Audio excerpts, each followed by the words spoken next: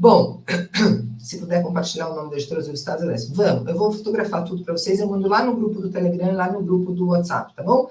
Vocês não entraram, entra lá, gente.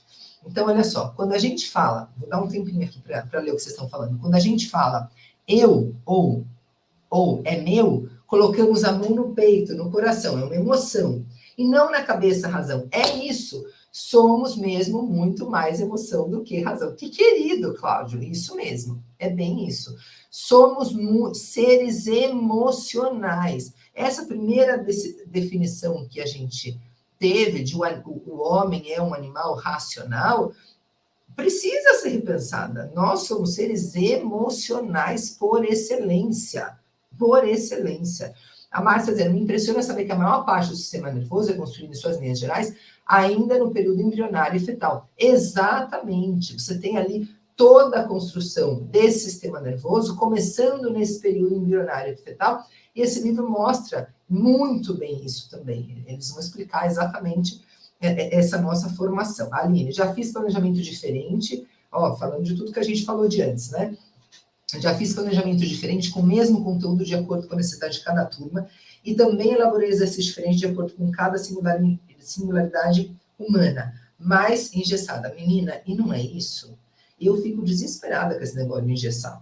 E aí me cobravam assim, você deu um vídeo no sexto A que você não deu no sexto B. Você mandou o sétimo B fazer uma tarefa que você não mandou no sétimo A. Mas o sétimo A não teve essa dúvida, não trouxe essa contribuição. Então, precisava ser diferente a proposta, gente. Como é que vai ser igual? Engessada pelo sistema repleto de fragmentação na educação é difícil. Gratidão por lutarem por trazer mudanças. Gratidão por buscarem a complexidade. Gratidão por valorizarem o ser. Muito, Aline. Valorizamos muito mesmo. Gratidão por você estar com a gente e você pensar dessa maneira também. Marcelo dizendo aqui, ó. Essa maneira de utilizar diversas linguagens para se atingir um objetivo tem sido tolhida pela segmentação das disciplinas. Marcelo, até quando a gente vai continuar trabalhando por disciplina, né? É uma vergonha a gente continuar trabalhando assim também. Se a gente considera ensino, aprendizagem baseada em projeto, a gente não tem mais a divisão de disciplina em caixinhas. A gente tem uma interação tão bonita a ponto de um professor, de um estudante, não saber se aquilo é história, geografia, química ou sei lá o quê, né? O cérebro é complexo e o seu funcionamento é interdependente, exato. A divisão extrema em disciplinas ignora isso. Mas, gente, é isso, é disso que a gente está falando, né? Como é que você fica dividindo as coisas em matérias se tudo está interligado? Então, você quer que este ser que tá... Obrigada, Marineide, ótima aula. Obrigada, meu amor. Vamos fazer essa aula juntas aí. Vocês vão contribuindo. De vez em quando eu paro aqui e vou lendo, tá bom? Aí isso vai me ajudando. Isso, Sônia, conhecer é necessário para a gente gerar respeito e empatia. Claro, como é que eu crio um planejamento, gente, para um número de pessoas, para um grupo de pessoas que eu nem sei quem são, eu não sei do que elas gostam, eu não sei do interesse delas, e elas são adolescentes ou crianças. Olha, quando eu projetei esse curso aqui para a gente hoje, eu criei uma persona aqui na minha cabeça, né? E já fui avisando lá no Esquenta que esse curso está destinado predominantemente a professores e pode interessar a qualquer pessoa que queira saber mais sobre desenvolvimento humano, sobre cérebro, sobre emoções. Mas eu vou dar exemplo, o meu compromisso, a minha entrega aqui é de exemplos de escola. É disso aqui que eu quero falar hoje. Quando eu falo de liderança, eu trago, se eu estou falando com um público de empresa, eu levo para eles exemplos de empresa. Claro, é um outro público. Mas aqui eu não vou falar de empresa hoje. Aqui eu vou falar de escola, de educação, exemplos de educação. Vocês estão falando com uma professora de sala de aula. Verdade, mas quando se trabalha em uma escola pública, onde a gestão tem mania de perfeição, nada pode, tudo tem uma resposta pronta. Sou um professor questionador que sofre. Ô, Valdeci, não é só a escola pública, mas você tem toda a razão no que você está falando. Só que a mania de perfeição é a perfeição segundo o gestor, né? E é isso aí que me deixa indignado. Não é a perfeição de acordo e baseada no que a ciência diz que tem que ser perfeição, padrão de excelência. Eu vou transformar isso que você falou, vou me apropriar disso que você falou como perfeição e vou trazer aqui para o meu linguajar. Eu costumo usar, em lugar dessa perfeição, em lugar de perfeição, esse padrão de excelência. Então, o que é o padrão de excelência em educação? Não é aquilo que eu, Irene, acho. Tanto que eu estou mostrando para vocês qual que é o meu percurso como educador. É isso aqui, gente. É pegar o texto, é ler, é dissecar, é dialogar com ele, é grifar, é botar palavra-chave, é fazer esquema. É disso aqui que eu estou falando. Então, eu não estou falando do padrão de excelência da Irene. Eu estou falando do que é padrão de excelência como conceito científico. Ah, mas a ciência muda o tempo todo. É verdade, amor, a ciência muda o tempo todo. Mas a gente pode se apropriar hoje do que a ciência já entendeu como correto hoje. E ainda que ela faça mudanças, ainda que haja mudanças, o fato é que do jeito que a gente está fazendo a educação, enfileirado, tradicional, com não está funcionando. Então, por que a gente não fazer uma coisa diferente, baseado no que a ciência está pesquisando hoje? Porque se a gente fosse apropriar disso aqui lá em 2100, não precisa mais, né? Não precisa mais, porque já é outra coisa, né? A Aline está dizendo, cada ser humano é um universo e toda singularidade humana precisa ser respeitada. Educação é para a vida. Aline, eu vou precisar beber uma água agora. Peraí, para eu falar sobre isso que você está colocando aqui, de educação é para a vida, e a intuição também precisa ser valorizada. Olha, essa mulher está trazendo um monte de coisa aqui. Vamos unir os saberes, conforme sugere o sábio de Gamohan, mas eu vou parar ali em educação para a vida. Peraí, que eu vou digerir isso aí.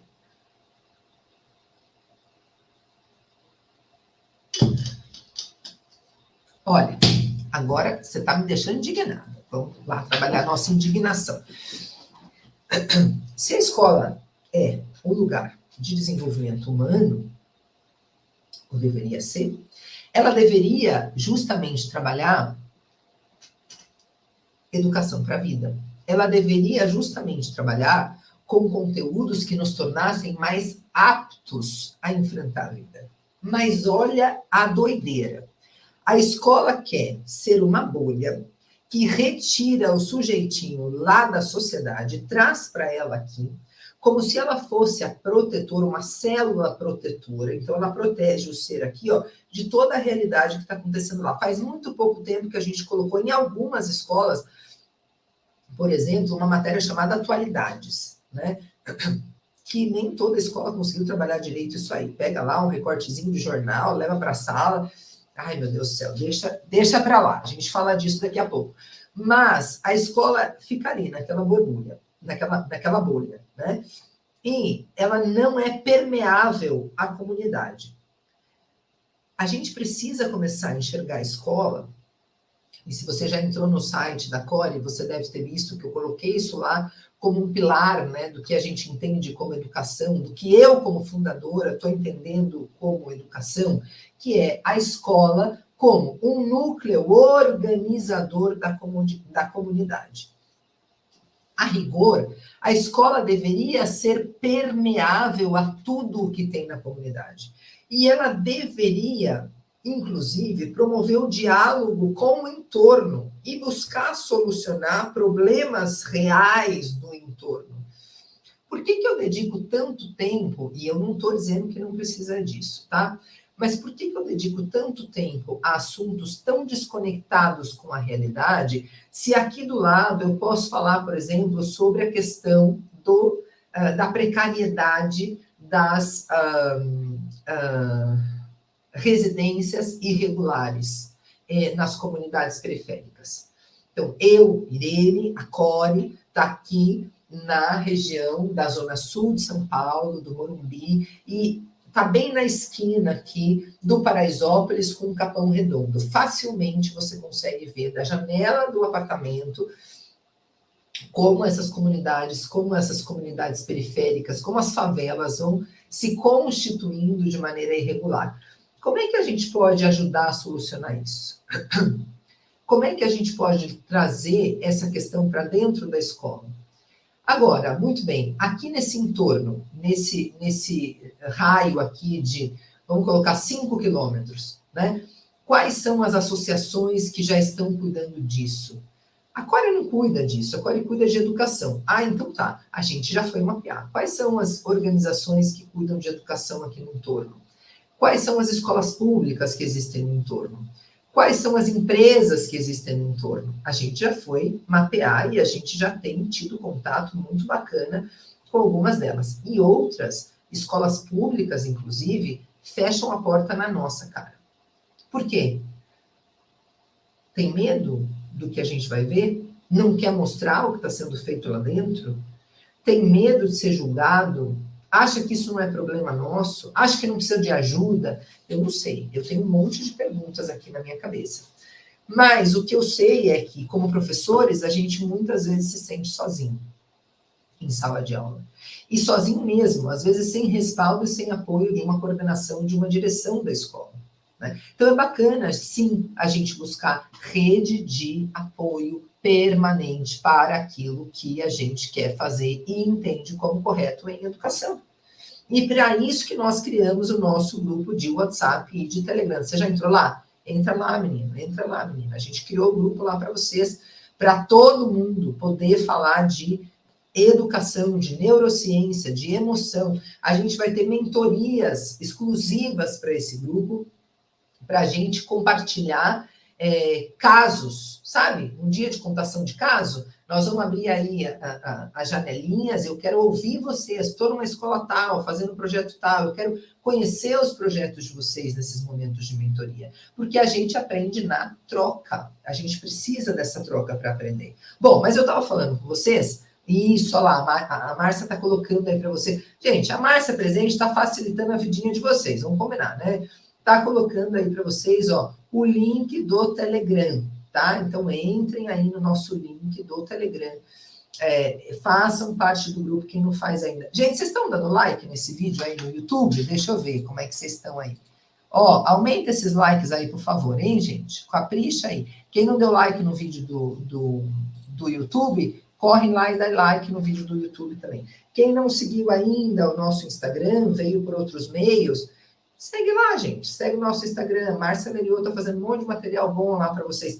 Tá cheio de carrossel falando, tratando sobre o tema emoções. Salva o carrossel. Compartilha o carrossel. Para de ser egoísta. Compartilha o que você está vendo de bom nas suas redes. Entende isso? Você é muito mais do que uma máscara social e tal. Todos nós, os exemplos de educação também podem ser adaptados para a vida. Pois é, nós precisamos de uma educação para a vida. Aptidão, a escola devia ensinar a gente a ter essas aptidões para a vida. Ensinar a fazer gestão das emoções é a primeira aptidão para a vida que a escola devia ensinar. Mas aí tem professores, mas eu não sou terapeuta, agora está querendo que eu seja terapeuta? Quem falou disso aqui, gente? Não é para ser terapeuta, mas é para você saber o básico de gestão das emoções, como, por exemplo, viu uma sala agitada, viu alguém ali, né, muito fora ali do que é esperado para um comportamento em grupo, pede para essa pessoa se acalmar, pede para essa pessoa respirar. Se você começar a berrar com uma pessoa que já está nervosa, que já está alterada, isso tem toda a chance de terminar mal, né? Então, se você souber só pedir que essa pessoa pare e respire, se você só souber disso, em vez de ficar gritando, claro, senta, se claro, puxa vida, né? Quanta coisa se resolve aí, não é mesmo? Se você aprender a se conhecer melhor, vai ficar muito mais fácil de você conhecer o seu aluno. Isso é uma aptidão para a vida. Então, não é só uma coisa para você ensinar para o outro, é para você fazer também.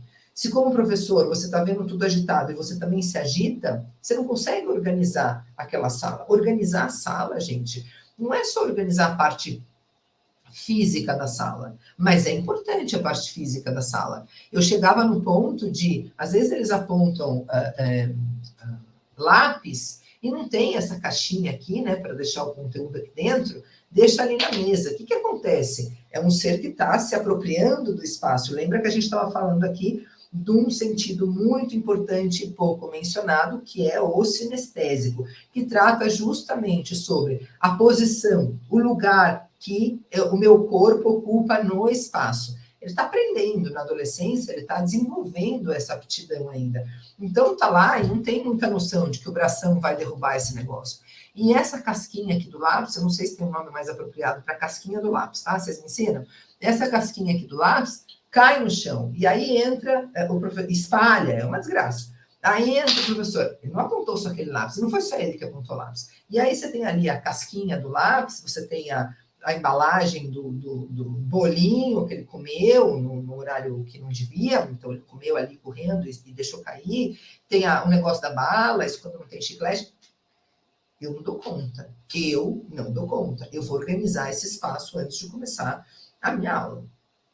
Se eu estou preocupada em organizar o espaço, eu também estou preocupada em ajudá-lo a se organizar no espaço dele, que em princípio é a carteira, no caso de escolas tradicionais, ainda enfileiradas, etc, etc. Mas mesmo quando tem uma disposição de roda de conversa, por exemplo, é importante, o caderno está aí, o estojo está aí, você tem caneta colorida, nós vamos precisar. Você tem post-it colorido? Nós vamos precisar. Então, eu estou fazendo isso. Se eu estou preocupada com tudo isso, eu também tenho que estar preocupada com a gestão das emoções. E aí eu tenho que saber que se eu ofereço para esse meu aluno, e para mim mesma, como educadora, esse momento de parar, de respirar profundamente. Olha que congestionada está difícil, hein, gente? Respirar profundamente. O que está acontecendo? Eu estou mais capaz agora de me concentrar. Eu estou mais capaz agora de focar nisso aqui, que é a proposta de trabalho do momento. Então, eu estou cuidando de mim, eu estou, como professora, eu estou cuidando do meu grupo e eu estou propiciando um verdadeiro ambiente de aprendizagem. É uma ferramenta básica. Cuidar do espaço físico, mas também cuidar do espaço mental. Cuidar do espaço que o corpo ocupa, né? Esse ambiente da sala de aula, o corpo físico vai ocupar esse espaço, mas também cuidar da mente de cada um deles, no sentido de diminuir esse turbilhão da mente, de tentar aquietar um pouco esse turbilhão da mente e tentar focar naquilo que a gente tem como trabalho. Mas aí a gente vem numa outra coisa, que é, muitas vezes, o nosso aluno está em flow. O que é flow? Vocês já ouviram falar? Olha a quantidade de livros que eu tenho para falar com vocês hoje, gente. Estado de flow. Já ouviram? Esse homem, gente, tem um nome como... Olha, Mihaly Csikszentmihalyi. Muito difícil falar isso, eu não sei falar não, tá? Quem sabe grava para mim, fala esse nome bem bonitinho, que eu vou gostar. Meu professor de inglês fala super bonitinho. Eu sou um horror para falar esse nome. Olha a quantidade de consoante que tem o nome desse, pelo amor de Deus. Mas ele fala sobre o estado de flow. A gente ouve muito falar sobre flow. Importante a gente ler detalhes sobre isso. Mas simplificando e reduzindo de propósito toda essa teoria, o flow pode ser definido como aquele momento... Eu estou vivendo um flow aqui, ó, aquele momento que eu estou focado naquilo que eu estou fazendo, sem nenhuma... consciência, ou com pouca consciência de tempo cronológico, eu estou com uma consciência de tempo psicológico, né? Eu estou imersa naquele conteúdo que eu quero abordar com vocês, eu estou em flow. Eu entro em flow sempre que eu consigo estar focada naquilo que eu estou fazendo. Como é que muita gente, o que eu ia dizer antes, às vezes o teu aluno está em flow. Quando você propõe, por exemplo, uma atividade baseada em projeto, ele está em flow, ele levantou, ele foi discutir com um, foi discutir com outro, ele foi discutir com outro, ele gostou da discussão, a discussão se alterou, a voz alterou. Você olha de fora para dentro, você fala, você não, porque você é um educador disruptivo, dos meus, que gosta mesmo dessa bagunça. Mas um gestor desavisado, um bedel desavisado, passa ali pela porta. Existe bedel ainda, gente? Não sei. É velhice já isso? Depois vocês me corrigem. Desavisado, essa gente, alguma gente desavisada, pode passar no corredor. Em escola tem aquele aquário, né? Aquele quadradinho de vidro lá para olhar dentro. E diz assim, esse professor não tem nenhum controle da turma. Esse professor, a aula desse professor é uma bagunça. Olha que bagunça, ninguém para quieto, ninguém dá atenção para ele. Onde é que está o professor? Nem enxerga o professor. Que pena, né? Porque esse provavelmente é o melhor, ou um dos melhores professores da escola. Primeiro porque ele aprendeu a desaparecer. E é isso que o professor precisa aprender, a desaparecer do processo. Ele já fez o trabalho dele quando ele explicou que projeto vai ser desenvolvido ali, porque numa escola que partiu de um contexto tradicional para chegar numa metodologia ativa, pelo menos os primeiros passos, normalmente, são dados, rumo à metodologia ativa, são dados pelo professor propondo um projeto. Uma vez que isso é amadurecido, pode-se chegar a uma outra fase, que é o estudante propor o projeto.